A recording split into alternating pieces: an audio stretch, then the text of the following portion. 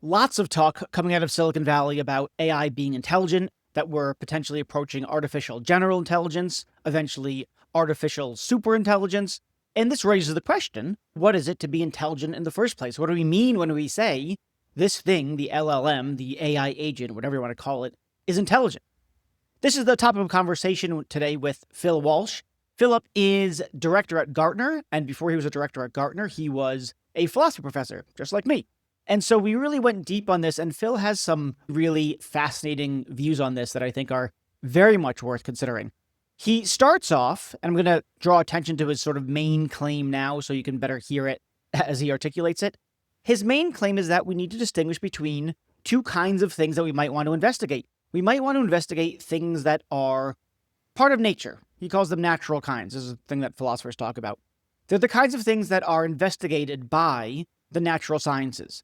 And so that's where you want to find out what things are like independently of what humans happen to have created. So, for instance, you want to know what's water composed of, right? We now know it's H2O, but that took a decent amount of time investigation to figure out. And water's being composed of H2O doesn't really depend upon our social constructs, okay? It just is what it is. Other things, though, do crucially depend upon how we made them. So Phil gives the example of a citizen. What is it to be a citizen? We collectively agree about what it is to be a citizen of a particular state. And we make it up and we can change our criteria, but we might say there's some underlying features that a person has to have. You might think, for instance, that they have to be born in the country. You might think that they don't have to be born in the country, but they have to go through some kind of other process such that we're willing to grant them citizenship. You might think that they have to own property. You probably don't think that, but you might think such a thing. You might think that they have to be able to read. You might think that they have to be able to pass some kind of test about the nature of the country in which they're living. We get to decide all this stuff. So what it is to be a citizen is socially constructed. When we ascribe citizenship, it's a matter of our communal acceptance of criteria by which we say, yeah, that person's a citizen, that person is not a citizen. Phil's really interesting claim is that intelligence is like citizen. So you might think that intelligence is like horsepower, right? Like, how powerful is this thing? How much weight can it lift, so to speak, intellectually speaking? But for Phil, no, you misunderstand what it is to ascribe intelligence to a person or any kind of entity, whether it's an LLM, a human being, an alien. You misunderstand it if you think it's something like, how much weight can this thing lift? Whether we ascribe intelligence to something is a function of the criteria that we communally accept as being sufficient for being intelligent. So maybe we think that you've got to be able to do math. You have to be able to read. You have to be able to, whatever, it doesn't matter. You play chess. We don't really think that's a criteria, but we get to decide what the criteria are. And then there are some things that we think are really core and some things that we think are not. And we talk about some of the things that we think are maybe necessary ingredients, definitely ingredients, maybe necessary, maybe sufficient. This is, again, up for discussion. We might think about how many mistakes can the thing make? What are the natures of the mistakes that it can make? If it makes too many mistakes of the wrong kind, is that sufficient for saying, yeah, this thing's not intelligent? And that's what a lot of people do with large language models. We might think about how good is it at reading the context or understanding context and seeing how a conversation in one context is or is not relevant to another. That's an ingredient of intelligence. Is it essential? We might think about the ability to read the room. Can you read the social situation? That's certainly a feature of intelligence, or it's an ingredient. Is it a necessary ingredient? Is it sufficient? It's probably not sufficient, but is it necessary? And so Phil's point is something like, there's, if you like, inherent ambiguity in whether we ascribe intelligence to a thing, and that ambiguity is the result of cases in which we haven't quite communally settled on when should we call something intelligent versus not intelligent. Okay, that's the core of our conversation, or that's what it revolves around. Super fascinating, really interesting stuff, and a different perspective, one that I haven't heard before, at least not on this podcast. If this all sounds interesting to you, please subscribe on Apple, Spotify, whatever. You might also like my book called Ethical Machines. You might like my Substack, readblackman.substack.com. You can email me at em@readblackman.com for trenchant criticism or recommendations or both. Last time I'll mention this, I'll be speaking next week at the Compliance in the Age of AI conference on June 12th in San Francisco. There's going to be lots of great other people speaking, people from OpenAI, IBM, Salesforce, NASA. Highly recommend that you go check it out. If you want to, it's at opalgroup.net/ethical machines. So Opal Group, OPAL group.net/ethical machines. And if you want to go, there's a discount code READ, REID 50. READ 50 will give you 50% off. Okay, that's enough plugging things. Let's go talk to Phil.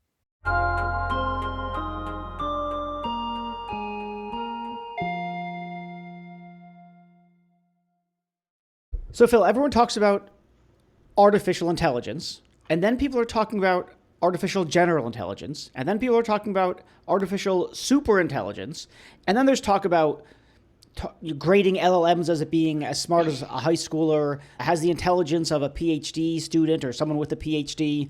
And from what I gather, you think that this way of talking and thinking about how to measure or how to think about intelligence of an artificial system is just totally misguided. Do I have that right?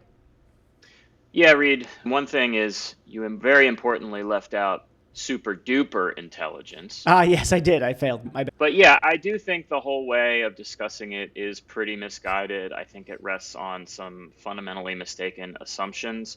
Deep down, as philosophers often point out, I think there's a conceptual confusion here.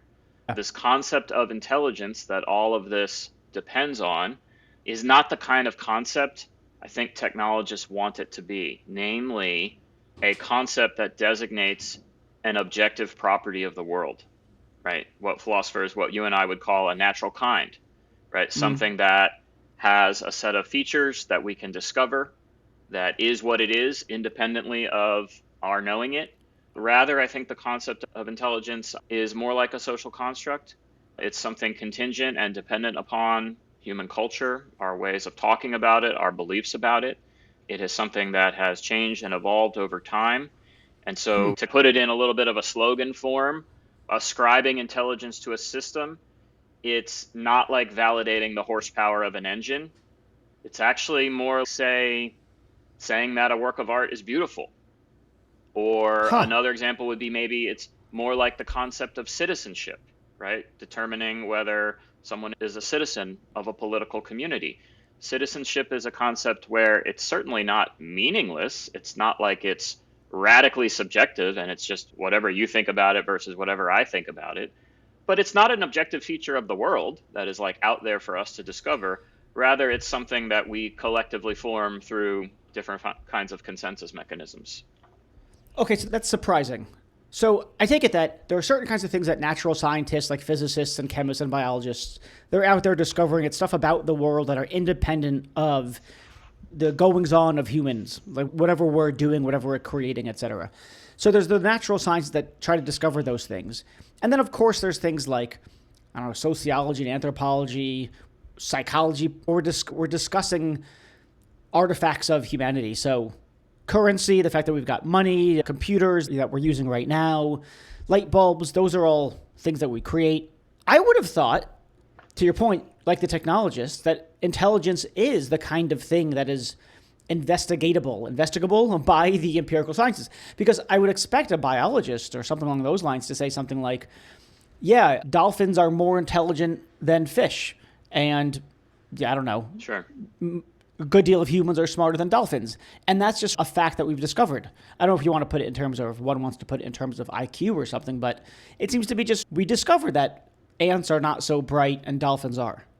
It comes back to a definitional question of what we mean by intelligence. So let's make a distinction. So there are underlying capabilities of organisms, of humans, skills, capabilities, faculties that are what they are, that I think are much more amenable to empirical investigation and objective forms of measurement.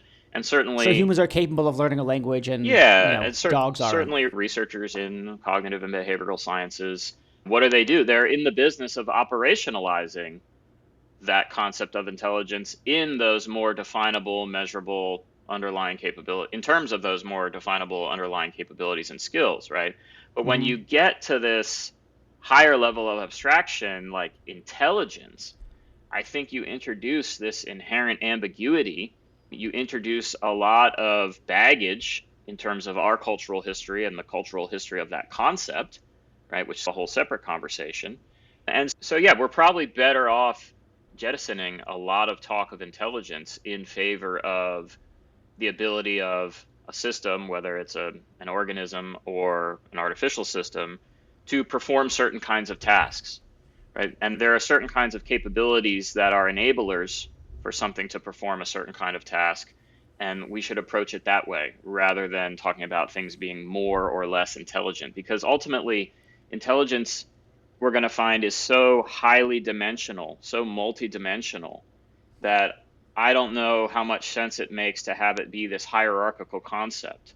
If you imagine a big spider graph with lots of different axes going out in different directions, there's going to be different kinds of intelligence that are higher or lower on all those different dimensions.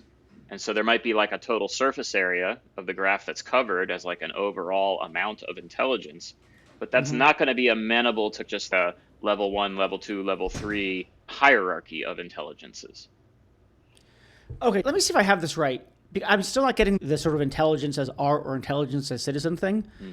Here's what I'm getting, and let me know what I'm missing. It still feels like this is a horsepower thing, but so you can tell me why I'm wrong. Why isn't it something like, okay, look, Phil, you're right. You're intelligent or you're not. There's a single spectrum that we can chart intelligence from 0 to 100 or whatever it is.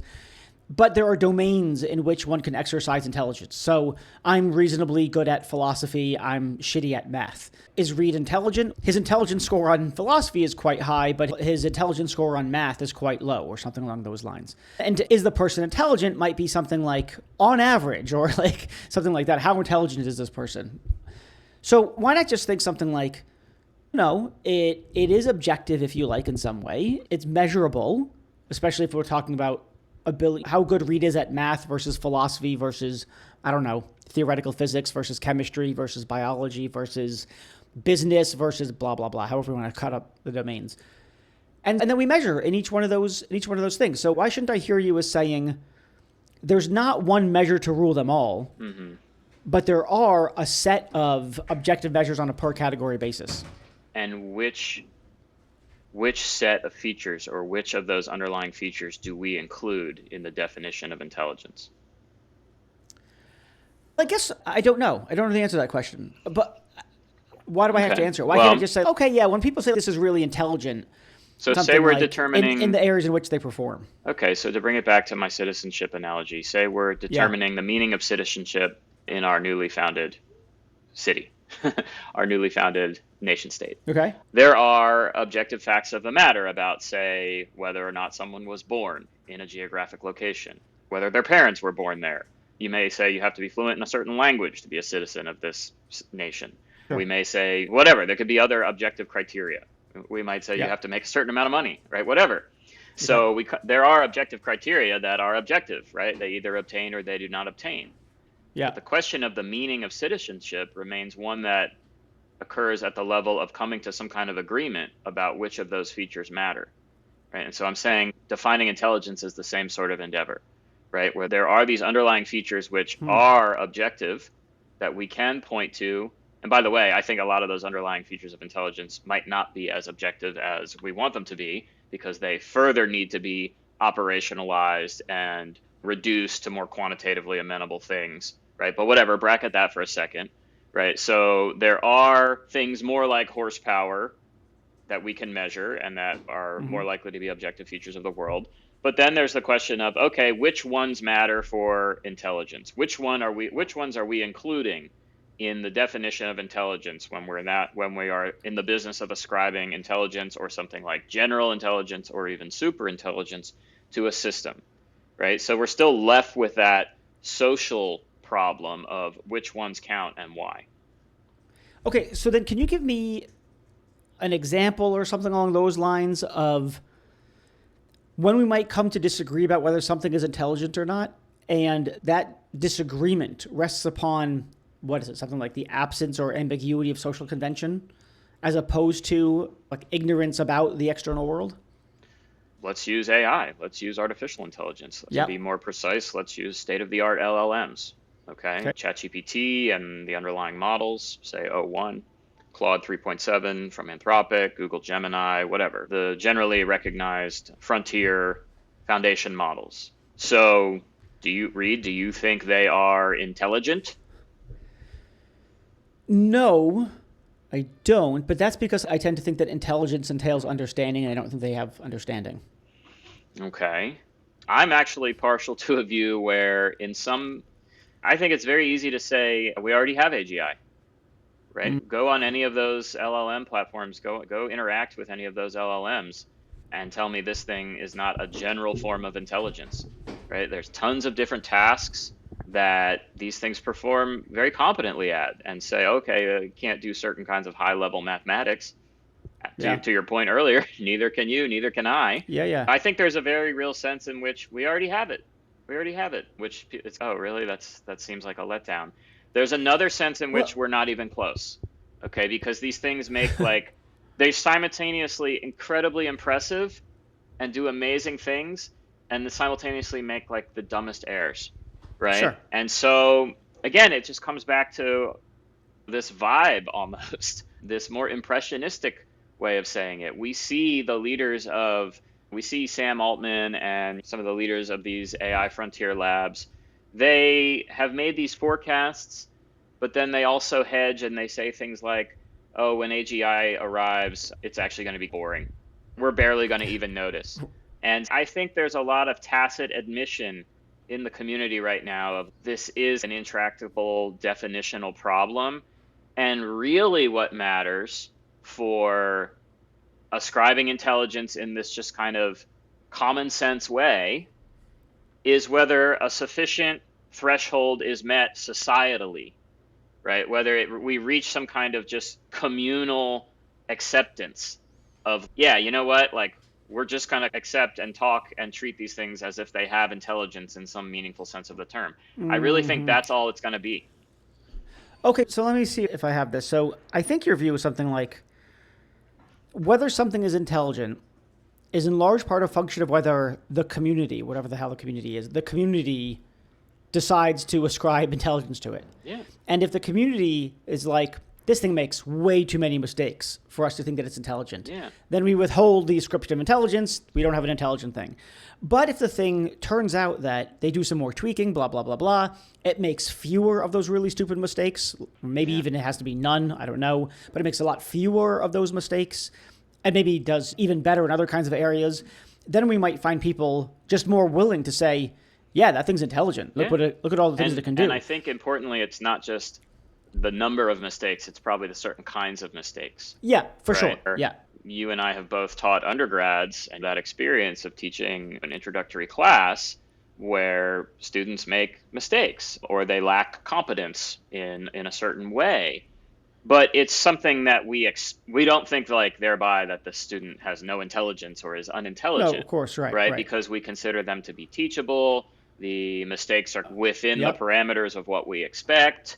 Where like LLMs are weird. They're like alien in this sense where, again, like Yeah. I said, they do these incredibly impressive things, but then Yeah. some of the mistakes they make are just so not even on the radar of what you would expect an intelligent being to be mistaken at. Yeah. Yeah. So that's interesting because I take it that if we found, I don't know, maybe this is an odd experiment, but to take the alien metaphor literally, if we found creatures on another planet that said the exact kind of things that our LLMs do today, and sometimes they make really stupid errors, and sometimes they're extremely impressive, we would surely say, wouldn't we found intelligent life on another planet, I think we would. right? Which then that bolsters my claim. Hey, we Yeah, already have yeah. it. We already have AGI. Yeah, Right? yeah, yeah. It's in your phone. Arguably. It's on your phone Yeah, right now. yeah. I guess we wouldn't start. There's further questions, I assume. Like we might start But- poking and prodding these aliens, but- figure out do they have understanding or something. But they don't learn, right? You have to begin every session with the same sort of wind up, and you have to give it all this context, and they reach the limits of a context window, right? So they don't seem to have memory in the way we have memory, and memory Sure. seems like very core in the ability to learn. They're getting there. They're lacking in a lot of other ways. I thought your teachability point Yeah. was a nice one. Yeah. That part of what it is to be intelligent is to be teachable. Yeah. And these things are in some way teachable. They're at least in some sense of the phrase receptive to feedback. Right? Sure. The whole discipline is built upon reinforcement learning and different kinds of training that they can undergo. And prompt engineering, Yes. right? Yes. You talk to it like you might a student and say, no, that's not quite right. Can you take some of this out and add some more flourish there? And I think that I'm a little bit worried that this is going to be too, whatever, insert adjective here, and it can say things like, yeah, I see where you're coming from. Let me rewrite it to avoid that. And it does it. So there are these ways to formalize context awareness, right? Like prompt engineering, retrieval augmented generation of increasingly sophisticated kinds, and so on, right? Sure. And that's all very cool and interesting and impressive. But one of what I think one of the outstanding problems in that broad umbrella of what we would call context awareness, and right, as in like the past several decades of literature and philosophy of mind, in Hubert Dreyfus inspired critiques of AI and things like that, contextual awareness, contextual understanding, grasping the broad context is always surfaced as one of the insurmountable challenges for building genuinely intelligent systems or something like that. And so now we have these ways to give AI systems contextual awareness. However, there's contextual awareness and then there's contextual awareness. So there's a problem that I call like the continuity of context problem. Okay, so right now, current approaches to context awareness are still just built on a sort of search and retrieval, where you have some enterprise data, whether it's code repositories or documents of some kind. The user has a prompt, and then there's a search and retrieval process prior to whatever goes into the LLM to identify the relevant documents, the relevant snippets of code or whatever, bundle that up with the user prompt, and then feed all of that into the LLM so that its output is contextualized, right? Is grounded in some context, okay? Yep. So, that's just RAG, right? Yeah, that's RAG. But then if we're getting to more agentic systems that can then execute across multiple steps, okay, there's the continuity of context problem. So which are the relevant pieces of context that carry over to subsequent parts of the task?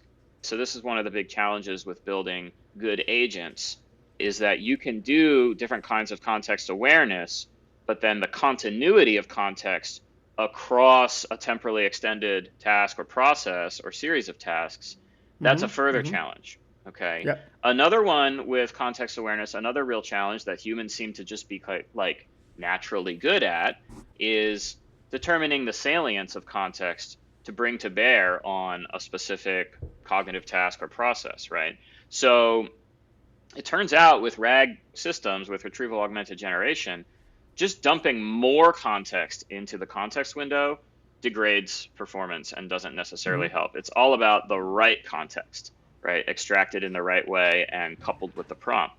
And determining which context is most salient, that's something that you and I are doing on the fly all the time from a very deep store of memory, okay? That's a really difficult problem. And I see this, for example, with ChatGPT right now. I don't know if you use it. It has a memory feature. They've rolled out ChatGPT has memory now. Are you familiar? Have you used it?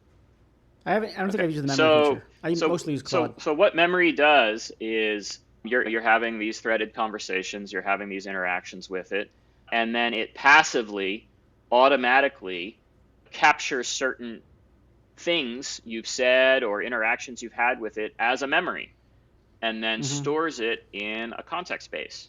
Okay. The problem that I ran into is that those say I'm like, oh, I'm a philosopher, I'm thinking about artificial intelligence, here's like a recent paper I read about it, let's chat about it, blah, blah, blah. Yeah. And then it will study like Phil's a philosopher, Phil studied philosophy of mind, Phil loves the phenomenological tradition, right? It will store it will store those as memories. Okay. And then in future conversations, it quote unquote knows all those things, right?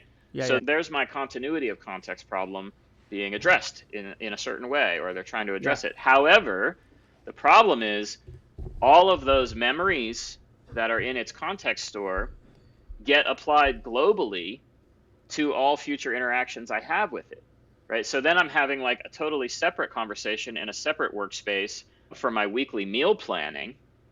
And it's going to randomly say, Jean-Paul Sartre loved this dish and you should eat it. And it's just, no, I don't want the Yeah, it's not memories you relevant. stored about my intellectual background they should not be deemed salient Yeah, for the yeah, yeah. context I'm in now. So it's like a meta context problem. Oh, okay. Let me back up a little bit or zoom out. One, I was always, not always, but at one point I started manually doing the memory thing where I'd have a long conversation with Claude and then I'd ask it to write a summary Sure. of the conversation that I can give to that I could then use as a prompt to remind it. Yeah. I don't know if I used the word remind, but tell the new Claude about the previous conversation. Totally. So then it would do that, and then I'd put it in. I'd say, hey, we've talked before. Here's the content of the conversation that we had before, and then I'd put it in there. Yeah. And then I'd say, now I want to have a conversation. Blah blah. So I've done it. I've done that sort of thing manually. Okay. So I want to get a little bit specific about what we mean when we're talking about context and how we understand a context window, and then we need to get back to we're in the weeds here. Yeah, but I want to talk about the context thing for a second because it's an interesting capacity. Yes. And you might think, I take it the reason that we're talking about the context stuff is that it seems like a significant, if not core feature of human intelligence is that we're capable of being context aware of the context. A very deep, sophisticated, and nuanced form of contextual awareness that's that implicit. Is always already available, brought to bear on all of our dealings with the world. I told you I'm a phenomenologist. I'm kind of ready. So yes, that seems to be a core feature of human intelligence and one of the more intractable things to formalize and model.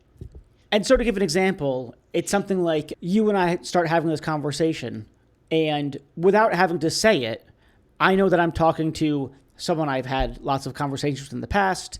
In the background is my knowledge that you have a PhD in philosophy, that you're a professor, that you've since moved into the corporate world, and now you work for Gartner, and you similarly automatically know the context of, oh, I know Reed, I've talked to him for years, he has a podcast, he used to be a philosophy professor, now he does consulting stuff, blah, blah, blah, blah.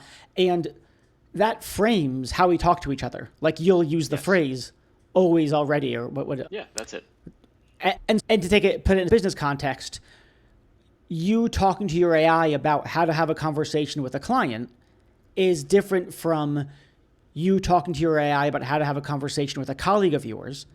And you need the AI, or you'd want the AI to be sensitive to the context of conversation where it's giving you recommendations on how to have that conversation. Yep. This person's a client. There's a certain way that you do and do not talk to clients, or this person's a colleague. There's certain ways you do. And so that's missing in AI, but it's fixable, or at least in principle it's fixable. And that's what they're trying to do with the memory kind of thing. But that raises other kinds of problems, which is not only do I know lots of stuff about you, I also know that now I forgot, you moved relatively last recently. year, right? moved, And so that's some context, but it's irrelevant.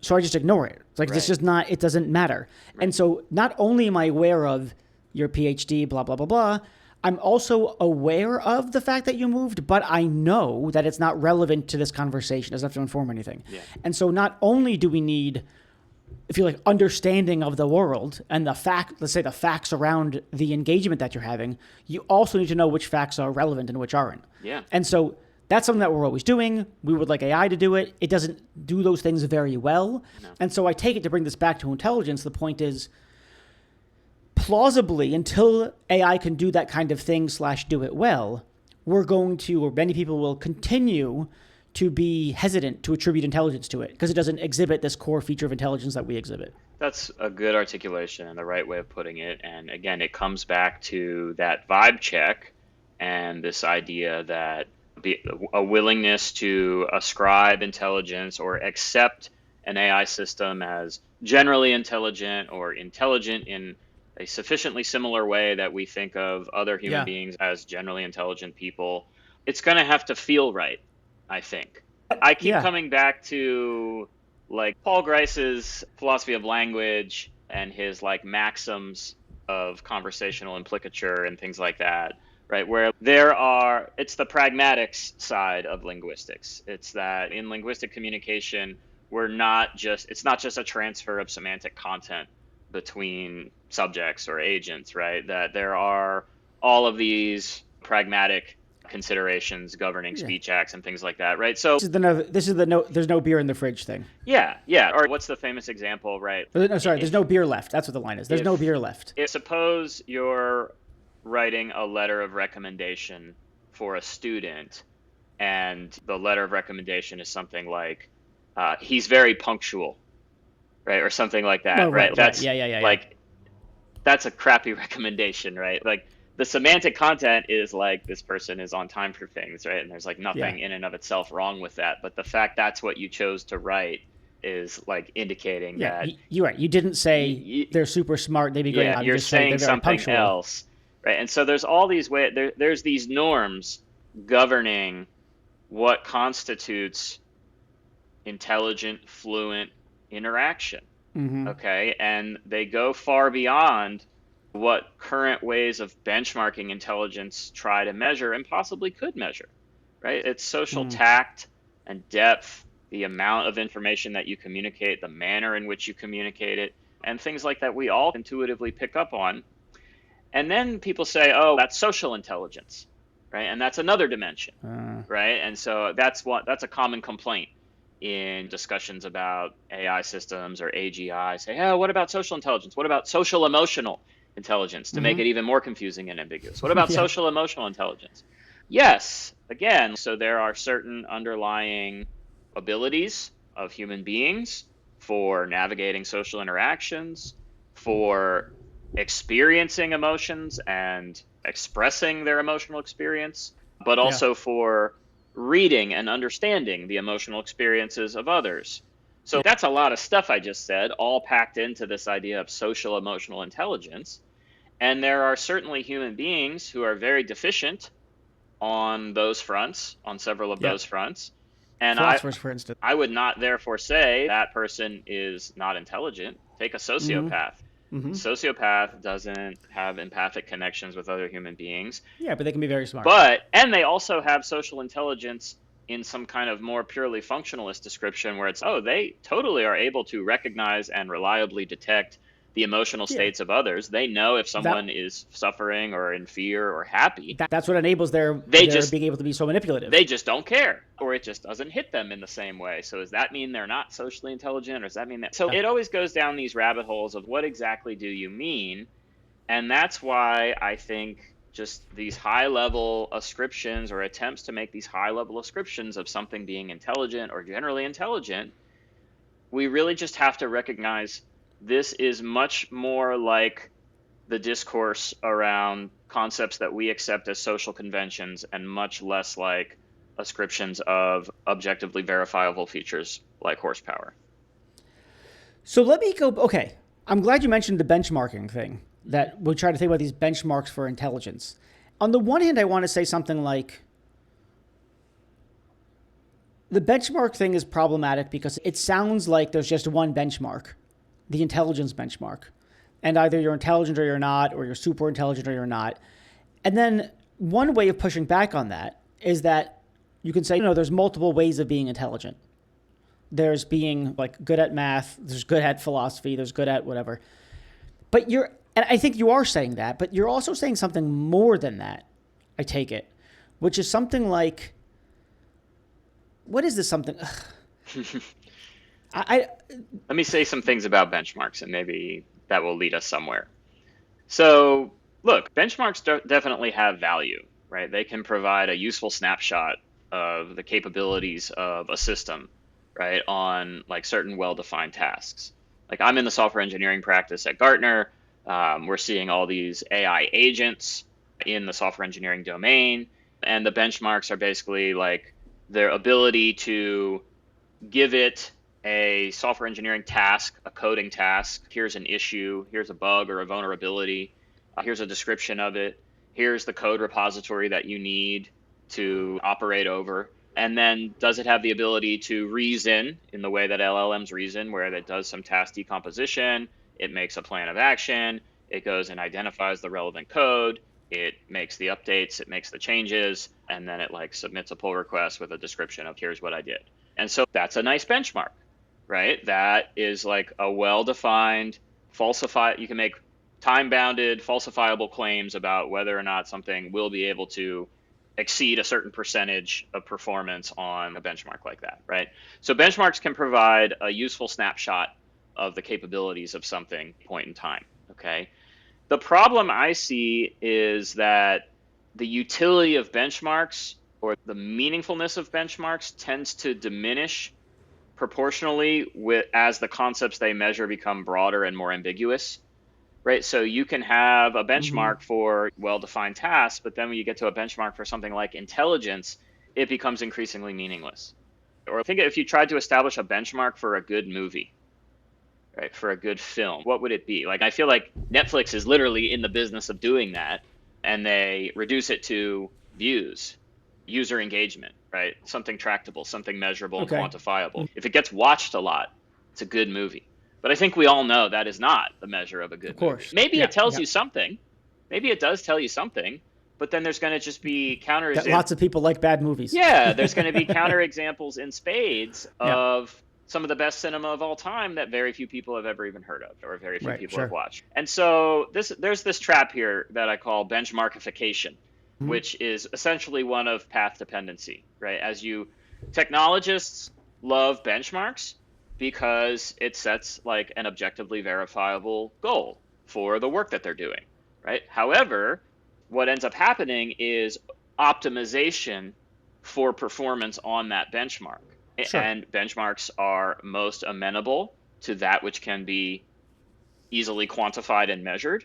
And so if we take a concept like intelligence and we start trying to benchmark it, what we're going to end up doing is having a narrow focus on the most quantifiable aspects of intelligence at the expense of other things. And we're going to optimize systems for those qualities rather than the other ones, right? For the more easily quantifiable quantity characteristics. Okay. So I can give some examples.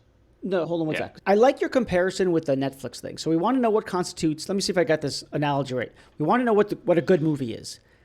And we might think that a good movie is just one that gets lots of watches or something like that, or likes or whatever it is. And then what you do is you start making movies that are going to get those likes. It's what's a good social media post. It's one that gets lots of reactions, even though it's trash. Right? So you can make a trashy post or in some sense, a low quality post, doesn't add value to the world or anything like that, but it gets lots of reactions for whatever reason. And you can make movies on Netflix that follow an algorithm. And so you're churning out shitty movies, just formulaic garbage, but it gets lots of likes, lots of reactions, lots of people watching or whatever. And so what you've done by, if you like, mistranslating good movie to movie that's watched a lot, it changes how you continue to develop movies. More specifically, you develop them in a way that's positively bad. So then the analogy is, if you define intelligence as something like does well on tests for graduate school, and that's how you think of intelligence, then what you start doing is you start making AIs that test really well on graduate entrance exams or graduate level exams, whatever it is. And so if intelligence is not just a matter of that, now you're making agents that are not really intelligent in the robust way that we think and talk and deal with intelligence every day, where there's sensitivity to context and where there's sensitivity to what's relevant within the context. And so I take it the point is, it's a reductionism to which you're objecting, that intelligence can be reduced to this single way of measuring it, when in fact there's so many ingredients to intelligence. Now, and then to take the vibe thing, if I can incorporate the vibe stuff, like this is something, no, it's not. Maybe this metaphor doesn't work. I'm going to try it out for a second. Is this tomato soup or is this cucumber soup? And you put in all these ingredients. There's tomato involved, and then you start putting in a little bit of cucumber, and it's like, no, that's tomato soup. And then you put in more cucumber until it's like mostly cucumber.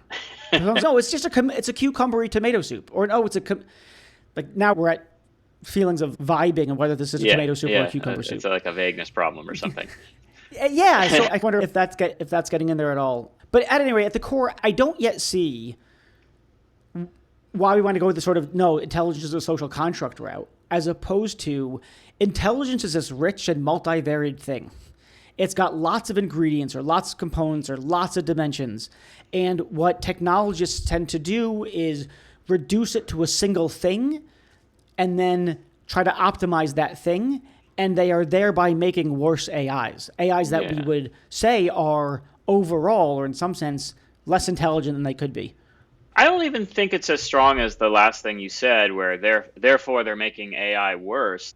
They still might be making incredibly valuable, useful tools, but maybe what matters is just how we perceive those tools and how we understand them. That if we understand them within a proper framework of what they can and can't do, of what they're valuable for and what they're not valuable for, then that's like perfectly good work, right? But if it's framed as creating general intelligence, or something like that's where the danger lies, or that's what leads to misaligned expectations and potential risk in terms of people thinking that means I can, say, replace human beings in these roles because this is a generally intelligent system or something like that.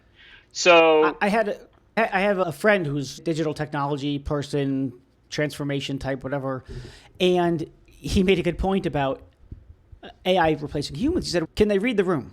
Yeah. And that's his way of saying, do they understand context and can they understand the relevance within that context? Yeah. And so I guess the point is something like, if you want to think about the question, can AI replace people? And then the go-to answer is, they can if they're more intelligent than people. And your point is something like, there's and not intelligence the means thing this that, according to these benchmarks. Right And now, so you're they're on a more- bad path. Now you're on a bad path. Right. Right. So yeah, let me come back to something you said previously. You said, I don't see why we have to go the social construct route. Why not just say it's this like incredibly rich set Multivariate. of features, very real features, right? Not social constructs, Yep. like very real features, but it's this maybe indefinitely rich and complex set of features. And the problem is a sort of reductionist view or just very narrow view of which features matter. I still think that is what makes it a social construct, because I'm not denying the first order set of features, which are real features of systems, Yeah, these cognitive underlying systems. capacities, yeah. The capacities are real, but then there's this question of which capacities matter and how much for this concept that we have and that we're not going to be able to get rid of, right? We have this concept, intelligent, right? Intelligence. We use it, right? We ascribe, Sure. we say things are intelligent or not intelligent. We have this concept and we use it. Okay, there's an eliminativist point of view, which like I'm sympathetic towards, given everything I've said about this concept does more harm than good. It's inherently ambiguous. We end up trying to benchmark it, and then we end up with this overly narrow conception and all that stuff. However, the eliminativist position maybe is just inherently not tenable because, hey, the world is what it is. We have hundreds of years of history, like we use this concept, right? In this way, I think there is a strong analogy with the concept of race. Okay, is race real? Ooh, that's fraught. We don't want to get into all that on this podcast right now, right? There's a lot of like disagreement and theory about that, but it's this concept that of course it's real. Of course race is real. It matters, right? People use it to make important policy decisions. Their self-identity is predicated upon racial identity and all these other things we could say. But then we start getting down to what is it? There's biological features, there's social and geographic ancestry, and all these other things, right? And so we have this concept and we use it, and it's become inextricable from all these practices and this way of life, right? This whole form of life that we have. And so we're stuck with, that's the sense in which it is a social construct, right? That it is highly dependent on historical, cultural attitudes and things like that. And intelligence, I think, is the same way. I think it's very similar in that respect. So if we look at some of the current ways of defining and then benchmarking intelligence, let me just point out where I think they over-index, right? Where I think they focus very heavily, right? So we see a lot of views of intelligence where it's primarily linguistic, right? So we're over-optimizing for language-based tasks, right? And of course, we have a ton of training data. We have a ton of linguistic training data. And so we risk missing out on a lot of non-linguistic aspects of intelligence. I think it's overly individualistic. So we're optimizing for performance on tasks that an individual solitary agent could perform. More importantly than these, I think we've seen some definitions in terms of recognized economic value, right? So a system will have AGI or will have achieved AGI if it can perform X percent, or just more vaguely, most tasks that we pay people to do, right? Tasks that have recognized economic value. I think that's incredibly short-sighted because that's neglecting, like, there may be all kinds of tasks that Yeah. will have economic value and currently don't. And then one that I always come back to that I think is really important is definitions and benchmarks about intelligence that are purely in terms of means end reasoning or instrumental reasoning, right? So you can give an AI system a predefined goal, and then it can break that down into a series of steps and everything. But does it ever actually question the value of the goal? Can it set its own goal? Can it then evaluate whether the goals it previously set are good ones and then revise those goals? Think of sending kids to college, something you and I were on the front lines of being educators. What is it that we're trying to instill in young people when we educate them, when we try to make them intelligent, right? We want a college graduate to be generally intelligent, do we not? Do we want them to be order takers who simply are good at instrumental reasoning on goals that are predefined and given to them? Or do we want them to be able to reflect on the values, goals, and ends that they set for themselves, and importantly, continuously reevaluate and refine them? Certainly, that's what I would want for any young person, Sure. right? And so that's a tall order for an AI system, right? I don't think we're going to benchmark that quantitatively anytime soon, Right. right? And so we end up with a somewhat narrow version of intelligence, impressive though current LLMs may be. So two questions to wrap up. The one is more of a sort of suggestion or a continuous provocation. I wonder, I pushed this line that it seems to me like the intelligence stuff is what you're pushing against you're pushing against a reductionism, Sure. let alone an eliminativism. You're pushing against the idea that intelligence is a single thing that you can measure, when in fact it's lots of different things. Now, then there's the set of things that you might take a look at, the set of ingredients, and I take it that you think, then you want to say something like, some of those things are social constructs, or at least a lot of those things are socially constructed. And I suppose I just want to say, might it be that distinction just doesn't matter? As an academic, as a sort of desirous of theoretical understanding, sure, let's figure out whether intelligence is a social construct, let's look at all those ingredients.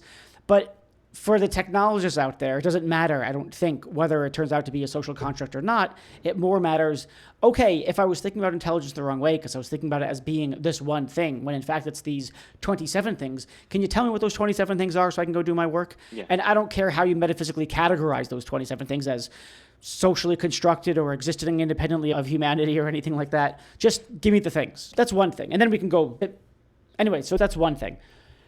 The second thing is, I wonder, and maybe we don't have time to discuss this, but I'm still thinking about the alien, the literal alien metaphor or analogy. And if we found a thing that did what LLMs do now, we would say it's an alien in intelligence, but it's an intelligence. And then I wonder how much, and maybe this is vibe stuff, I don't know, or maybe this is just false assumptions, not vibe, just false assumptions, that it matters that it's biological as opposed to artificial, and how much thoughts about being mechanistic means it can't be intelligent, and we don't want to ascribe to the biological alien, we don't think of it as mechanistic, and so we think of it as capable of being intelligent, even though it's doing the same thing the LLMs are doing. So I don't know what to do with that thought exactly, other than to say, I think that we would ascribe intelligence to the alien. Yeah. I wonder about the extent to which it's because we're not suspicious of an underlying mechanistic understanding of how they're acting. Yeah.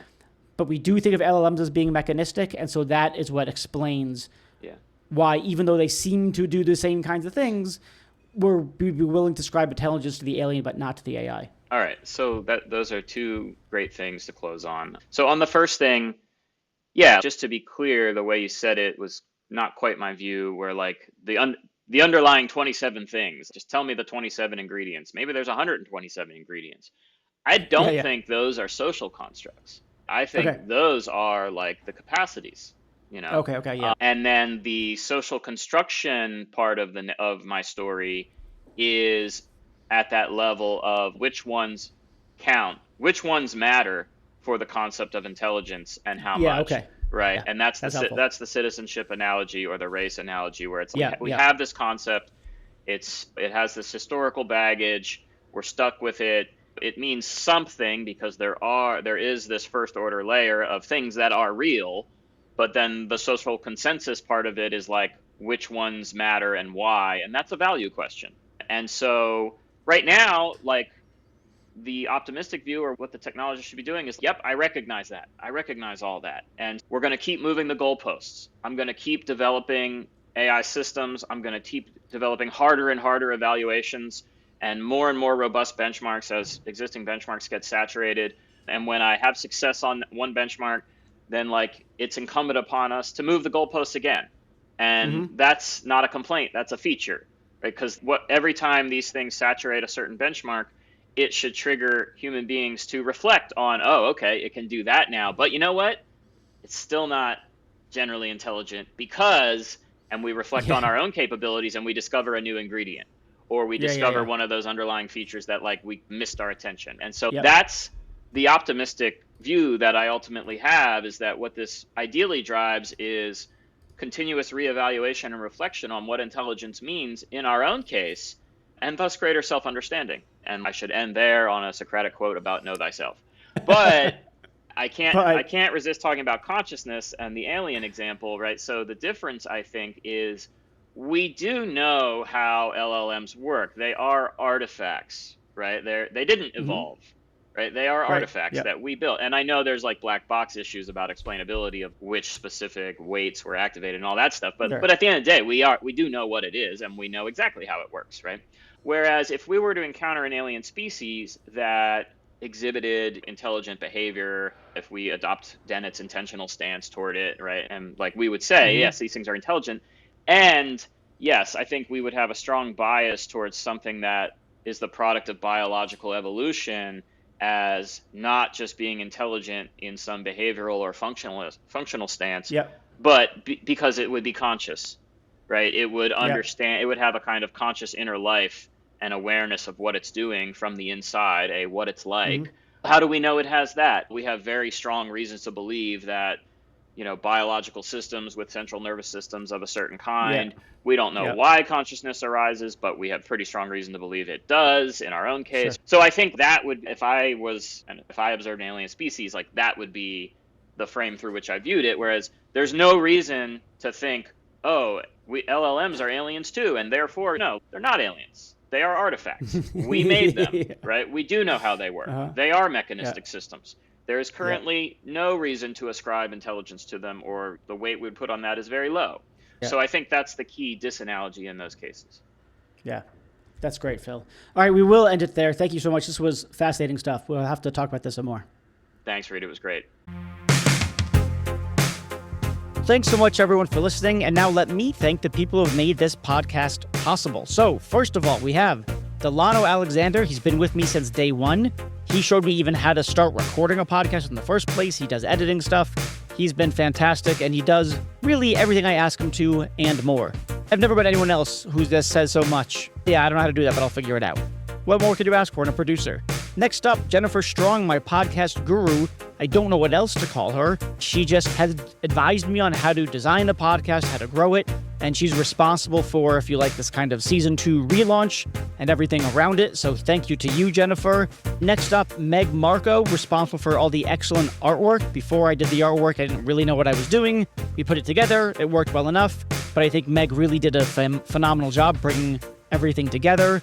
Garrett Lang, sound engineer that I frankly don't deserve. He's just too good for this podcast. Don't tell him I said that, though. Next up, Benjamin Koltgen. He is a professor of philosophy who has helped me source guests, identify who's interesting, who has things to say, etc., etc. So without him, I wouldn't have anyone to talk to. And then finally, Ashley Wasylenko, who helps with all manner of administrative things, making sure that the podcast guests find their way to the podcast, can schedule the recording, get their bios and headshots, and really just keeping the show on the rails and me organized. Thanks to all of you. Really appreciate all your hard work.